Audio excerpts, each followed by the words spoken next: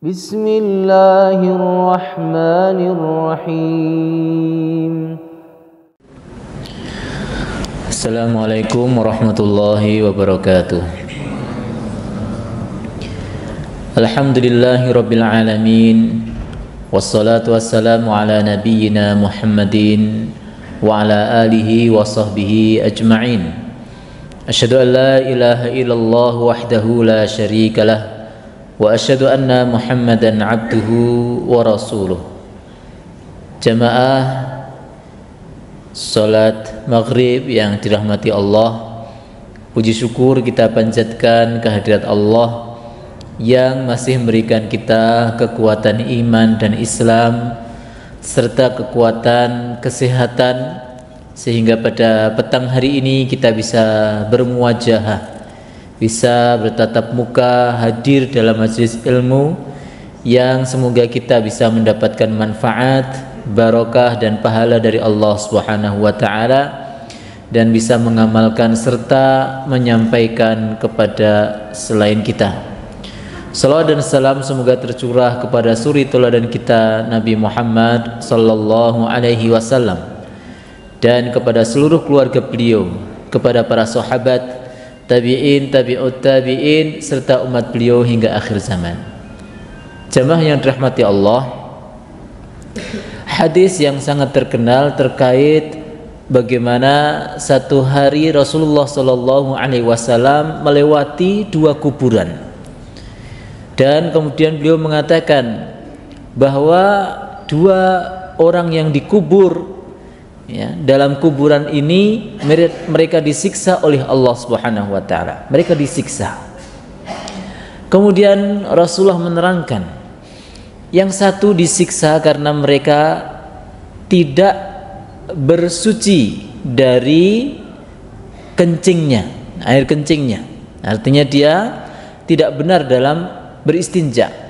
Kemudian yang kedua, kuburan yang satunya adalah karena dia selalu berjalan dan namimah atau suka mengadu domba dengan saudaranya. Kita perhatikan Bapak Ibu yang dirahmati Allah, bahwa salah satu ciri dari dosa besar itu adalah adanya siksa sebelum siksa yang sesungguhnya. Siksa yang sesungguhnya adalah di neraka nanti. Sementara ketika ada suatu dosa kemudian menimbulkan siksa sebelum akhirat, sebelum neraka nanti, yaitu di alam barzakh, yaitu di alam kubur, maka berarti ini dosa yang besar. Ya, sebagaimana yang Rasulullah ceritakan di sini, orang yang kencing dan dia tidak bersih dalam membersihkan air kencingnya, maka dia bukan diazab hanya di neraka, tapi diazab di alam kuburnya. Padahal alam kubur, jemaah yang dirahmati Allah, alam kubur itu alam yang sangat lama sekali.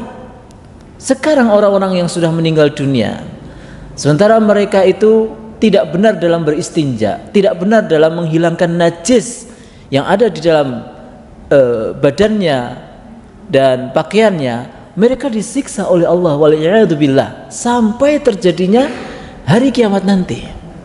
Dan itu belum, ini baru awal permulaan siksa sebelum siksa di neraka. Sehingga bisa saya sampaikan bahwa kajian tentang fikih, kajian tentang kita istinja, kajian tentang kita mempelajari apa itu najis, bagaimana kita menghilangkan najis, itu kajian yang penting sekali. Penting sekali. Banyak orang nggak ngerti najis itu apa. Banyak orang yang nggak ngerti bagaimana dia menghilangkan najis mughaladhah, bagaimana yang disebut dengan najis mutawassithah yang akan kita bahas dan sebagainya. Artinya jemaah yang dirahmati Allah, ternyata istinja itu perkara yang tidak sepele. Seseorang yang tidak istinja dengan benar, maka dia akan disiksa di alam barzakh. Dan Rasulullah juga sampai bersabda, la sholata bi ghairi tahurin, tidak sah salat tanpa bersuci dengan benar. Bayangkan Bapak Ibu rahmakumullah, orang tidak belajar istinja, tidak belajar bagaimana berwudu dengan benar, tidak belajar bagaimana mandi janabah yang benar, salatnya enggak diakui. Ini bukan tubtilus sholah, bukan ya, sholatnya batal, bukan. Rasulullah mengatakan la sholata, orang dianggap sholat. Jadi bukan sholatnya batal, bukan, tidak dianggap sholat. Meskipun dia sholat panjang berapa jam, mungkin dia bisa sholatnya dengan susah payah, tapi ketika dia tidak bersuci dengan benar, maka dia dianggap tidak sholat. Maka jamaah yang dirahmati Allah, ada yang mengatakan ini apa yang kita bahas nih kajian yang sepele, sehingga ya mungkin tidak banyak orang yang tertarik membahas, tapi ini penting sekali. Apalah artinya kita belajar tentang hukum asuransi, hukum riba, hukum tentang syarikah, hukum fikih yang berat-berat, tapi membedakan najis saja nggak ngerti. Bagaimana menghilangkan najis saja nggak ngerti. Bagaimana pembagian hadas itu bagaimana nggak ngerti. Ini sangat naif ya. Kajian-kajian yang kadang-kala terlalu kemana-mana ngoyo-woro, tapi kajian dasar-dasarnya banyak yang dilewatkan untuk tidak dibahas. Dikiranya umat ini sudah paham dengan apa yang mereka ketahui sejak kecil, karena memang ini pelajaran waktu kita SD, TK ya. Tapi faktanya di masyarakat banyak juga orang yang belum paham dalam masalah dasar-dasar toharoh ini. Baik Bapak Ibu, kita lanjutkan kajian kitab Safinatun Najah, dan kita sampai pada pembahasan tentang faslun fi bayanil a'yanin najisah, ya, tentang penjelasan ya bentuk-bentuk atau benda-benda najis. Sekali lagi kita sampaikan bahwa tempat yang wajib kita bersihkan dari benda najis itu adalah 3. Yang pertama adalah badan, yang kedua adalah pakaian yang kita kenakan, dan yang ketiga adalah tempat sholat kita. 3 lokasi ini harus kita pastikan bersih dari najis. Saya kan nggak tahu saya kena najis apa tidak. Allah Subhanahu Wa Taala memberikan kita ilmu bagaimana kita itu untuk berusaha tahu pakaian kita najis dan tidak. Misalnya kita ragu, pakaian ini najis apa tidak ya, ragu, ya sudah laundry, cuci. Apa susahnya mencuci? Ya. Saya nggak tahu ini sajadah saya ini najis apa, tinggal nyuci, ganti sajadah yang lain, sajadah 10.000 murah ya. Jadi nggak ada cerita saya nggak ngerti apakah ada najis apa tidak, enggak. Semua kita bisa memastikan 3 lokasi ini harus bersih dari najis. 1 dari 3 ini ada najisnya, maka batal sholat kita. Maka bukan batal lagi, tidak sah sholat kita. Maka beberapa masjid ya, ada beberapa masjid yang sangat hati-hati terkait dengan masalah toilet. Ya, toilet, dan masya Allah ya, misalnya jamaah sebelah ini ya bagus, diberikan kubangan, diberikan kolam ya di depan toilet ya. Dulu pernah kita sampaikan apa maknanya ini? Maknanya ini adalah supaya seseorang ketika keluar dari toilet kemudian dia mau masuk masjid, maka kakinya sudah tercuci dengan air yang lebih dari 2 kulah. Dan dalam hadis disebutkan air yang lebih dari 2 kulah itu akan tidak ada najisnya, artinya tidak kena najis. Meskipun ada najis yang masuk, ketika air itu lebih dari 2 kulah, maka dia sudah ternormalkan ya, apa bahasanya ya, terbersihkan dengan air yang banyak itu. Demikian juga ada beberapa, kadang-kadang ada beberapa setting masjid yang toiletnya langsung di depan pintu masjid. Wah, ini sangat rawan sekali. Karena apa? Karena nggak ngerti, jamaah itu kan ada yang mereka biasa bersih, ada yang mereka yang kurang bersih, sehingga ketika masuk kita nggak ngerti nanti bagaimana dengan sajadahnya atau dengan karpetnya. Maka memang sebaiknya toilet itu adalah di tempat yang berbeda. Kalau satu komplek dengan masjid, maka ya itu tadi, berikan sebuah tempat yang bagaimana kaki itu selalu tersucikan. Lanjut Bapak Ibu rahimakumullah. An-najasatu salasun mughalladhatun wa mukhaffafatun wa mutawassitatun.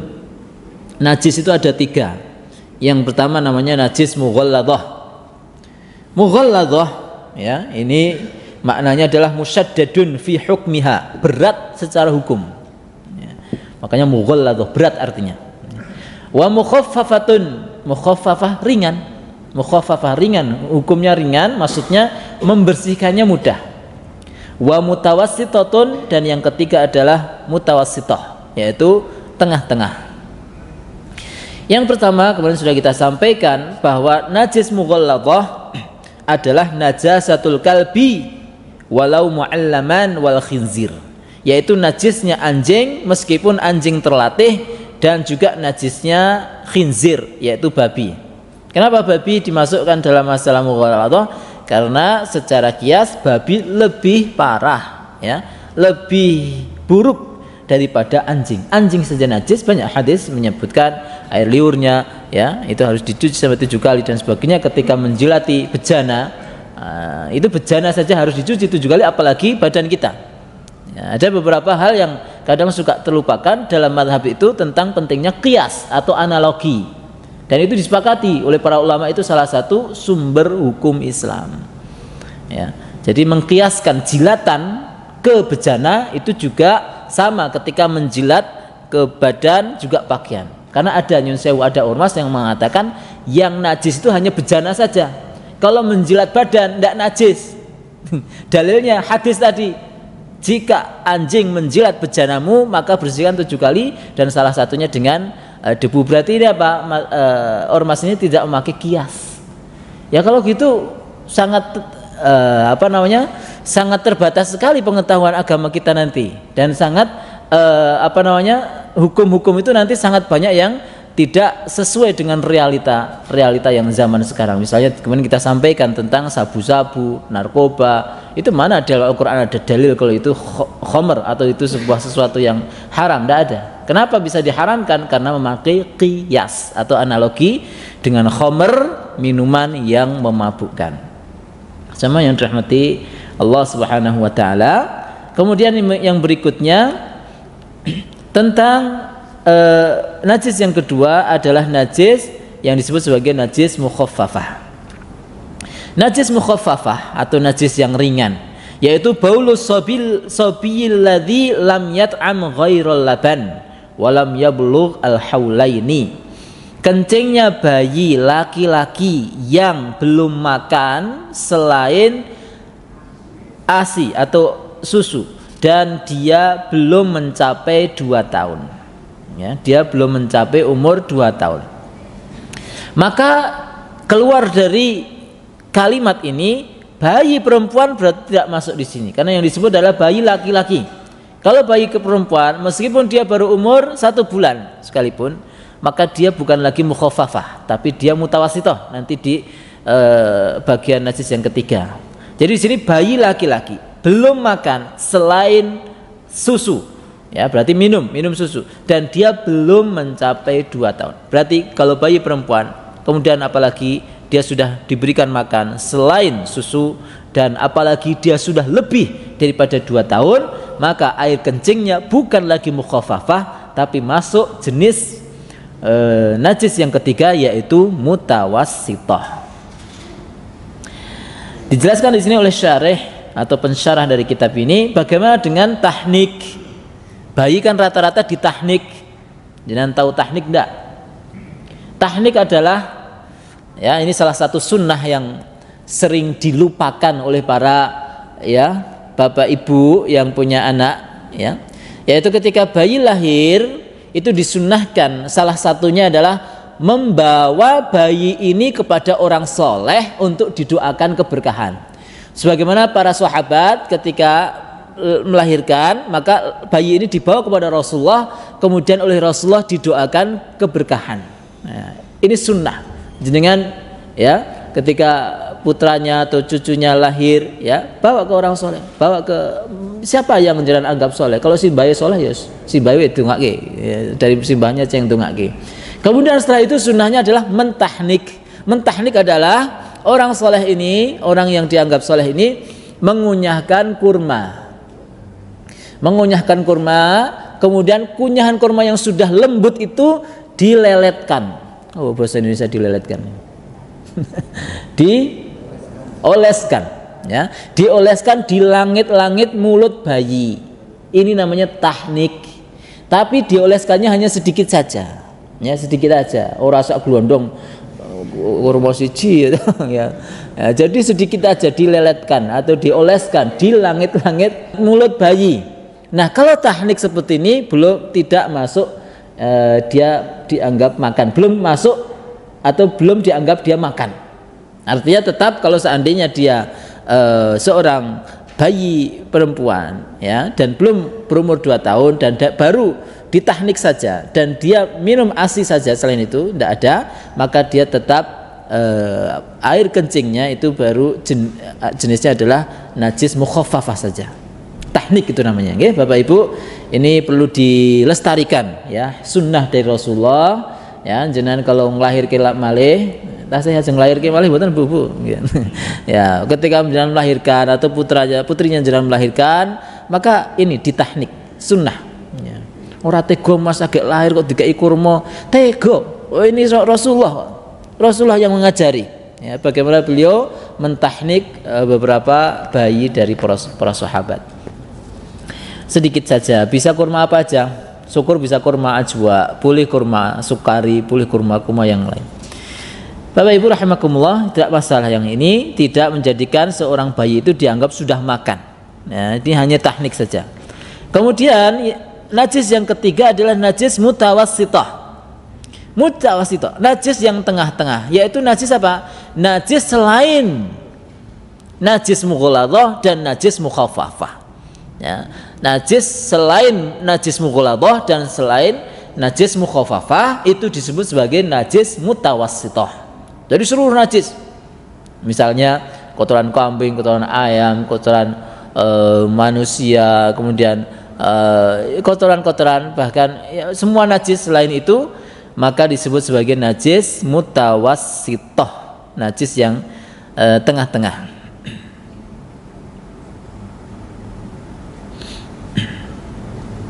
Kemudian jamaah yang dirahmati Allah, memang di dalam mazhab Asy-Syafi'i bahwa kotoran hewan yang dagingnya boleh dimakan itu tetap benda yang najis ya, najisnya mutawassithah. Berbeda dengan beberapa mazhab yang lain, kalau hewan itu dagingnya boleh dimakan, maka kotorannya tidak najis. Tapi fakta real masyarakat, bahwa tidak ada orang yang nyun sewu midak telek jut wani mlebu masjid. Ayo ya. Jenengan midak telek terus masuk masjid, terus jenengan mengatakan mboten najis kok niki, namung reget kok. Berani pentungi takmir ya gitu. Secara real, secara tidak sadar, akal manusia akan menerima bahwa kotoran hewan yang dagingnya boleh dimakan pun itu termasuk najis ya, kotor. Kalau seandainya itu bukan najis, terus tunjukkan kepada kita yang disebut najis itu seperti apa. Yang disebut najis itu seperti apa sekarang? Berarti hanya kotoran manusia dan kotoran manusia saja yang najis nanti. Oh, kotoran hewan yang tidak dimakan dagingnya apa ono sekitar kita? Bisa dikatakan jarang, nggak ada hewan yang dagingnya tidak dimakan. Rata-rata yang di sekitar kita adalah dagingnya semuanya dimakan. Dagingnya mungkin ayam, mungkin kambing, mungkin sapi dan sebagainya. Sehingga di sini kalau saya memilih pendapat bahwa ya najis atau kotoran dari hewan yang meskipun dagingnya boleh dimakan itu sama najisnya. Ya, sama najisnya. Dalilnya dalam mazhab Syafi'i itu qiyas. Dalam mazhabnya qiyas. Apa itu qiyasnya? Kalaulah kotoran manusia, di mana manusia itu adalah makhluk Allah yang paling mulia saja najis. Kotoran manusia najis betul?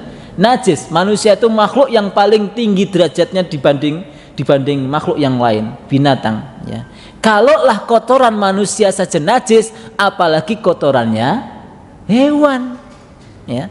Kalau ini namanya qiyas ya. Terus bagaimana dengan hadis yang terkait masalah seorang sahabat yang perutnya sakit kemudian diminta Rasulullah untuk meminum kencing unta ya. Maka ini pendapat lain, tidak kemudian dianggap itu benda yang tidak najis, tapi ini pembahasannya tentang bolehkah berobat dengan benda yang najis ya. Ini bukan tidak najis, tapi sebenarnya najis, tapi boleh tidak berobat dengan benda yang najis? Jawabannya kalau terpaksa boleh. Jadi benda yang najis itu bisa dipakai untuk berobat. Sebagaimana dalam mazhab Syafi'i bahwa darah itu juga benda yang najis, boleh seseorang donor boleh ya. Monggo, ini masalah khilaf. Yaitu hewan najis. Untuk Hewan najis, maksudnya hewan yang nggak boleh dimakan dagingnya. Nggak boleh dimakan tapi Haram toh? haram. Ya haram kok. Ada kalau untuk obat gimana? Ya kan dikonsumsi. Yang namanya konsumsi itu untuk obat, untuk nggo warak-warak, nggo pokoknya semua yang dikonsumsi itu namanya makan. Ya, meskipun niatnya dia untuk supaya kenyang ataupun untuk berobat tidak boleh. Ya, kecuali ya dikatakan tidak ada obat yang lain. Kalau itu mungkin bisa dikatakan kedaruratan. Ya, darurat ya.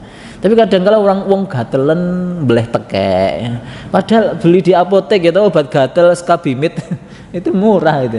Jadi, apa Pak? Beleh kiri. Waduh. Ya, enggak. Obat kuat.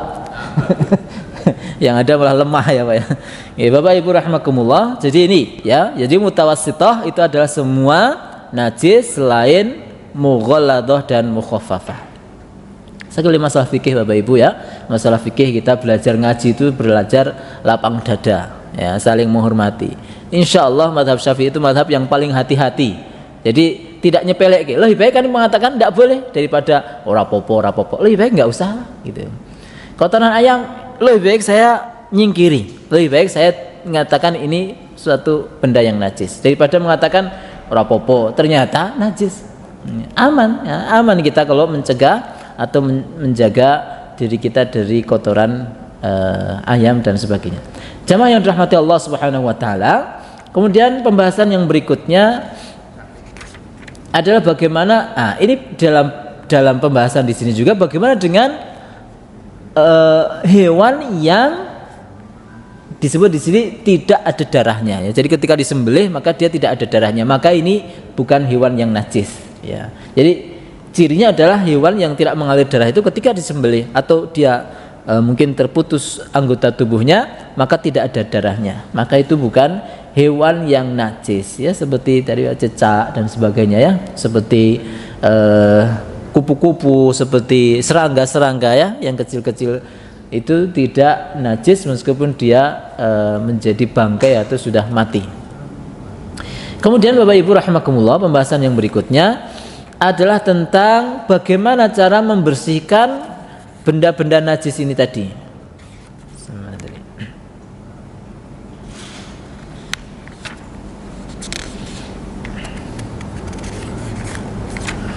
Bagaimana membersihkan benda-benda najis ini? Faslun fi bayani izalatin najasah. Al-mughalladzatu tathuru bi sab'i ghasalatin ba'da izalati ainiha. Najis mughalladhah itu suci atau disucikan ya, dia suci dengan 7 basuhan setelah menghilangkan najisnya itu. Nah, ini adalah cara bagaimana membersihkan ketika kita baik pakaian atau badan atau tempat sholat kita kena kotoran atau najis dari anjing dan babi. Caranya adalah dengan membasuh. Caranya pertama adalah dengan menghilangkan najis itu, ya, menghilangkan najisnya itu. Kemudian setelah itu baru disiram dengan 7 kali siraman, dan salah satunya dengan debu. Ya. Salah satunya dengan debu.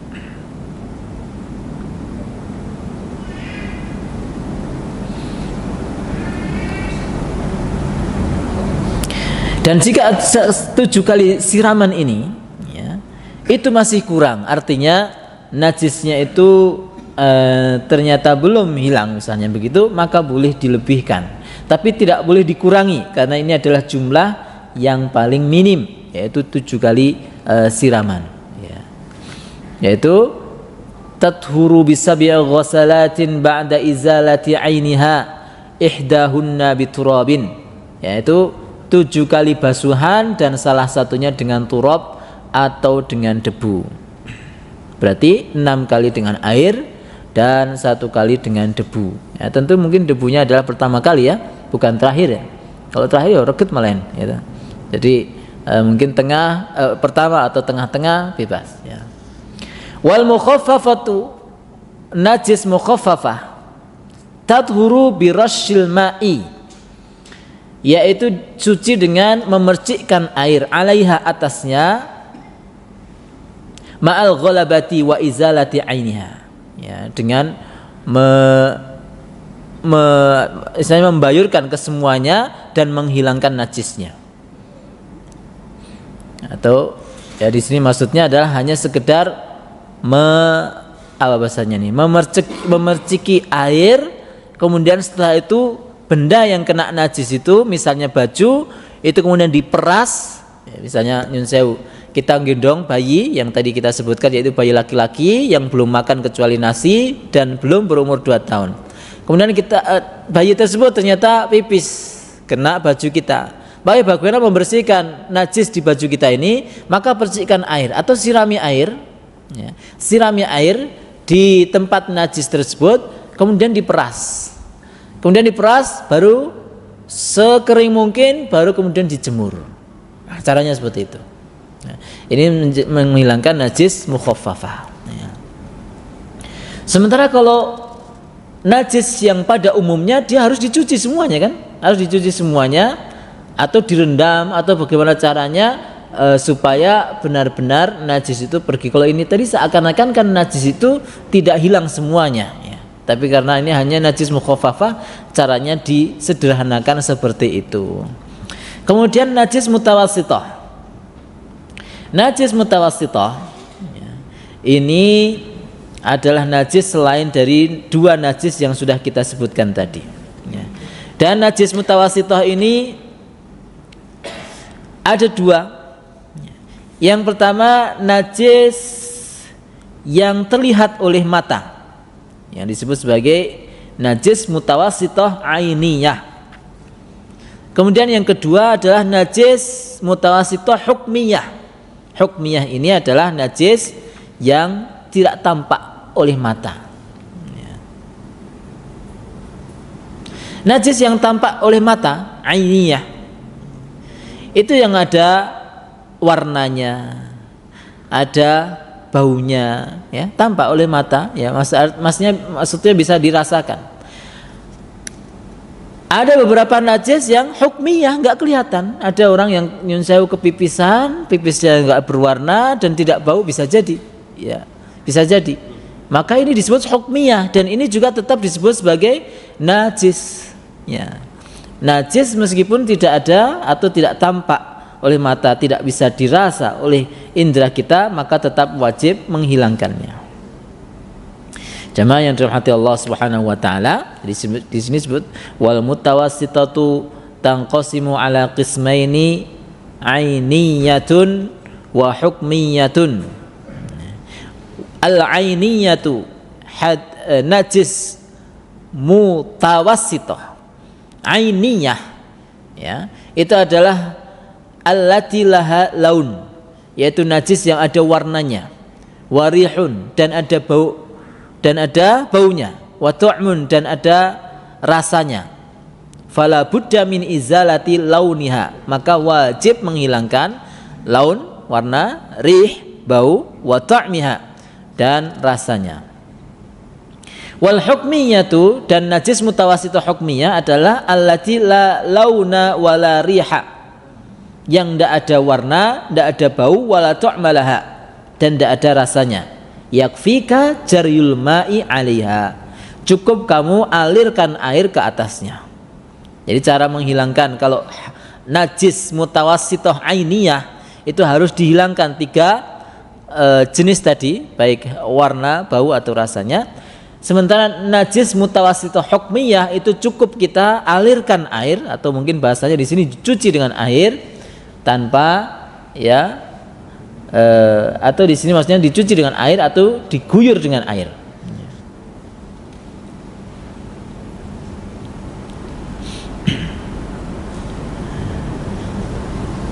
Kita juga ingat bahwa ada di sana namanya najis dan mutanajis. Najis itu adalah bendanya, mutanajis itu adalah benda yang kena najis, ya, benda yang kena najis itu namanya mutanajis. Misalnya baju, ya, baju itu adalah baju kemudian kena najis, berarti baju ini disebut sebagai mutanajis. Kalau najisnya itu hukmiyah, nggak kelihatan, misalnya kita gendong bayi, kemudian tadi pipis, kita nggak tahu pipisnya di sebelah mana, tapi kita yakin dia pipis, maka caranya gimana? Ya sudah, jarul yulma, jadi cuci dengan air, sudah selesai. Ya. Nggak pilih-pilih seperti mukhafafah tadi, hanya memercikkan air, tidak boleh. Ya. Kemudian ya, kalau misalnya najisnya tampak, maka baru boleh yang dibersihkan hanya lokasi yang kena najis yang tampak tersebut. Ya. Misalnya sebagaimana tadi kita sampaikan bahwa dalam mazhab Syafi'i darah itu adalah benda yang najis. Yang kita sambil setelah menyembelih hewan kurban, maka kita lihat ada baju kita yang kena darah, maka boleh, kita tidak harus mencuci semuanya, kita bersihkan darah yang mengenai lokasi baju kita, itu saja itu boleh. Ya. Tapi kalau dibasuh semuanya juga tentu lebih baik, ya, tentu lebih baik. Jemaah yang dirahmati Allah Subhanahu wa taala, sekali lagi kita sampaikan bahwa hal ini adalah untuk kehati-hatian bagaimana kita akan melaksanakan sholat dengan sempurna, sholat yang diterima oleh Allah Subhanahu wa taala. Sebagaimana tidak kita sampaikan bahwa ada orang yang diazab di dalam kubur hanya gara-gara dia tidak bersih dari najis air kencingnya. Sepertinya ini seperti dosa yang kecil, tapi sampai Allah Subhanahu wa taala mengazab dia di dalam alam kubur, berarti ini bukan perkara yang sepele. Orang yang menyepelekan najis maka perkaranya berat, yaitu akan disiksa di alam barzakh nanti. Hadis tadi masih ada sambungannya. Kemudian Rasulullah SAW memotong 2 pelepah kurma, kemudian menancapkan di 2 kuburan tadi, ya, di mana yang satu itu disiksa karena kencingnya tidak bersih, kemudian salah satunya disiksa karena suka namimah. Maka Rasulullah kemudian mengatakan, selama pelepah kurma ini basah, maka semoga dia diringankan siksanya oleh Allah Subhanahu wa taala. Dan ini bentuk syafaat, kekhususan Rasulullah Shallallahu alaihi wasallam, dan tidak bisa ditiru oleh umatnya. Dalilnya apa? Para sahabat nggak ada yang melakukan dan tidak ada yang meyakini serta mengikuti apa yang dilakukan oleh Rasulullah, yaitu dengan menancapkan pelepah kurma di atas kuburan, nggak ada. Kalau para sahabat menganggap bahwa itu adalah sebuah tuntunan yang bisa mereka tiru, pasti kuburan-kuburan para sahabat itu ada pelepah-pelepah kurma. Nyatanya enggak. Itu hanya dilakukan Rasulullah dan hanya di kuburan itu saja. Nah, maka tidak bisa dikiaskan, tidak bisa dilakukan oleh kita, karena itu bentuk syafaat khusus Rasulullah kepada orang yang diazab tadi. Dan seandainya itu bisa dilakukan oleh semua orang, ya, maka tidak ada orang yang diazab di alam kubur. Apalagi di Indonesia, tancepi wit Kamboja nang dhuwure, udah nggak akan diazab di bawahnya, hidup terus kok, basah terus kan. Ya. Faktanya tidak demikian, ya. Jadi nyun sewu, kalau ada yang mengkiaskan hal ini dengan bunga atau pohon-pohonan dan sebagainya supaya ringan siksanya, itu kias yang tidak pada tempatnya, ya. Jadi kalau jenengan misalnya mau ziarah kubur, ya ziarah kubur saja, nggak usah pakai apa namanya itu bunga-bungaan, nggak perlu, ya, nggak perlu. Saya tidak mengatakan itu kemudian syirik dan sebagainya, nggak sejauh itu juga, ya. Cuma muspro gitu aja, muspro saja. Itu artinya bunga-bunga daripada dibelikan hanya untuk ditebar di sana, jenengan belikan apa, disedekahkan ke fakir miskin, di atas namakan orang yang sudah meninggal dunia, itu justru malah lebih manfaat daripada sekedar untuk beli, apalagi sampai karangan bunga gede banget, masya Allah, harganya sampai ratusan ribu sampai jutaan. Nah, ini tidak pas, ya, untuk hal ini, ya. Ini hanya kekhususan Rasulullah, yaitu beliau menancapkan pelepah kurma tadi. Bapak Ibu rahimakumullah. Kemudian dilanjutkan di sini tentang faslun fi bayani qadril haidhi wa ma yudhkaru mahu, ya. Pasal yang terkait tentang kadar haidnya seorang wanita dan apa saja yang tersebut bersamanya, atau tentang bahasan apa yang terkait dengan masalah haid ini. Kenapa kita harus Laki-laki belajar hukum tentang haid karena kita punya seorang istri, kita punya seorang mungkin anak perempuan, kita punya menantu perempuan, kita punya cucu-cucu, sehingga apa? Sehingga laki-laki pun bukan hal yang tabu untuk belajar masalah haid. Faslun fi bayani qadril haidhi wa ma yudhkaru ma'ahu. Aqallul haidhi yaumun wa lailatun. Sesedikitnya haid adalah 1 hari 1 malam. Ya. Ini dalam mazhab Syafi'i, haid yang paling sedikit masanya, ya, masa haid atau waktu haid yang paling sedikit dalam mazhab Syafi'i itu yaumun wa lailatun, sehari semalam. Berarti kalau ada orang yang haid hanya setengah hari, maka dia bukan disebut haid, disebut sebagai apa? Istihadhah, penyakit. Ada seorang wanita, dia keluar haid hanya sebentar aja, kemudian setelah itu bersih lagi, maka dia tetap harus melaksanakan sholat karena ukurannya adalah minimal sehari dan semalam. Wa ghalibuhu, dan kebanyakan, umumnya sittun aw sab'un, 6 atau 7 hari. Umumnya kebanyakan wanita kalau haid itu 6 sampai 7 hari. Wa aktsaruhu khamsata asyara yauman bilayaliha. Kebanyakan atau maaf bukan kebanyakan, paling banyak itu adalah 15 hari dan malamnya. Artinya 15 hari dan malam. Berarti 15 hari bahasanya gimana ini? 15 hari dan malamnya. Iya, paham ya? Ya. Jadi 15 hari dan 15 malam itu paling banyaknya. Jadi Bapak Ibu yang rahmati Allah, kalau ada seorang wanita dia haid 16 hari misalnya, maka dia hari ke-16 sudah tidak disebut sebagai haid. Meskipun keluar darah, maka dia kalau bulan Ramadan harus berpuasa Ramadan, dan kalau dia mau melaksanakan sholat, maka dia harus segera mandi dan melaksanakan sholat yang wajib. Aqallu tuhri atau sesedikitnya suci, ya, suci itu adalah masa di mana seorang wanita tidak mengeluarkan haid. Bainal haidhataini, antara dua haid, antara dua masa haid adalah khamsata asyara yauman, 15 hari, ya. Paling sedikitnya wanita suci itu adalah 15 hari. 15 hari. Jadi begini Bapak Ibu, kalau ada seorang wanita masa haidnya misalnya antara tanggal 6 sampai tanggal 14 misalnya, tanggal 6 sampai tanggal 14. Kemudian di masa haid ini dia umumnya seperti itu. Tanggal 6 dia keluar darah, tanggal 7 dia keluar, tanggal 8 enggak keluar. Kemudian tanggal 9 keluar lagi, tanggal 8 ini disebut suci tidak? Tidak. Dia tetap disebut sebagai wanita yang haid meskipun dia tidak mengeluarkan darah haid. Karena itu adalah masa umumnya, masa biasanya dia mengeluarkan darah. Jadi disebut masa suci, artinya masa antara haid satu ke haid yang lain itu paling sedikit 15 hari. Kalau cuma sehari bukan masa suci, ya. Paling sedikitnya 15 hari. Wa ghalibu arba'atun wa ishruna yauman, dan umumnya adalah 24 hari, au salasatun wa ishruna yauman, atau 23 hari sucinya. Jadi seorang wanita ketika selesai haid mau haid lagi paling sedikit 15 hari lagi, tapi umumnya adalah 23 sampai 24 hari. Wala hadda li aktsarihi, dan enggak ada batas, ya, enggak ada batas terbanyaknya itu berapa. Ada mungkin wanita yang dia tidak pernah haid sampai bulanan, enggak ada batasnya.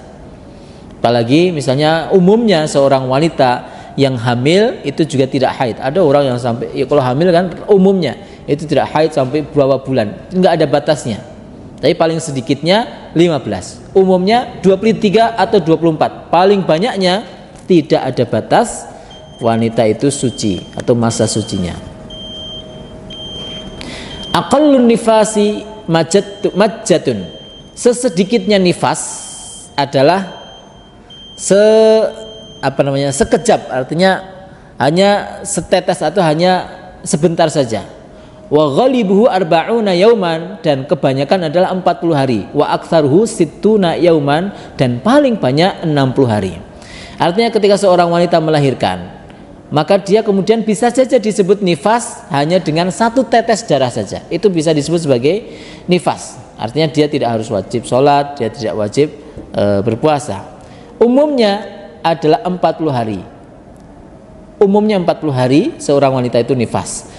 Paling banyak 60 hari. Artinya kalau sampai ada seorang wanita nifas 61 hari, maka hari ke-1, maka hari ke-61 wanita ini tetap wajib melaksanakan sholat, dan kalau di bulan Ramadan dia wajib berpuasa Ramadan, dan dia kalau di Mekah dia misalnya tawaf, dia wajib melaksanakan tawaf.